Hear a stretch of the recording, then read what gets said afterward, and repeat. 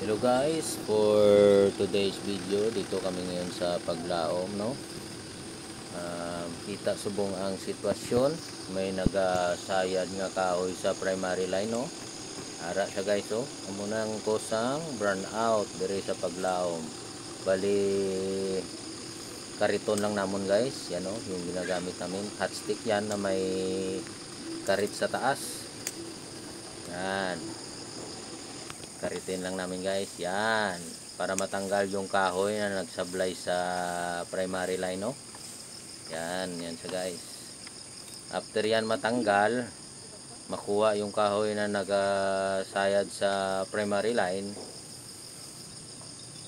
i-energize na natin yung cut out na nagputok, cut out fuse. Punta, yan o, tinatanggal namin yung kahoy na nagsablay sa primary line. Yung ginagawa namin guys, lineman, alam yan ng lineman ang ginagawa pag maintenance sila. Ito yung routine namin araw-araw, yan, para mga ilaw lang kayo guys. We are happy to serve you. Yan, tinatanggal lang yung kahoy guys, may hirap tanggalin kasi dito tayo ngayon sa sa bundok ito eh, hindi makapasok yung boom truck na sasakyan.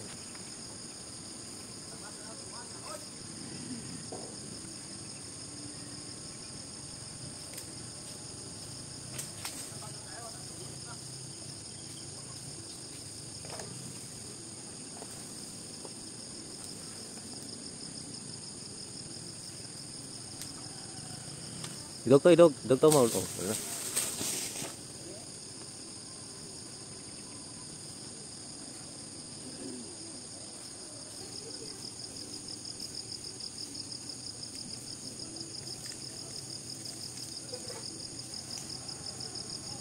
Sana lang guys.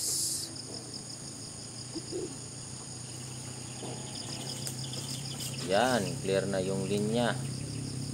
Pwede na natin ibalik yung cut out na napupin. Yan siya guys, oh. Yan yung nag-supply na kahoy. Grounded talaga, oh. Yan, nasunog.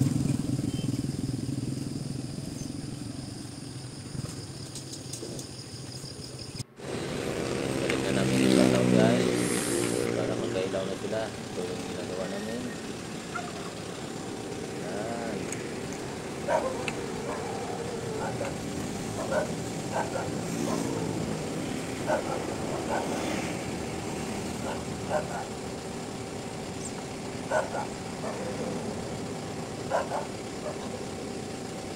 Energize na natin guys.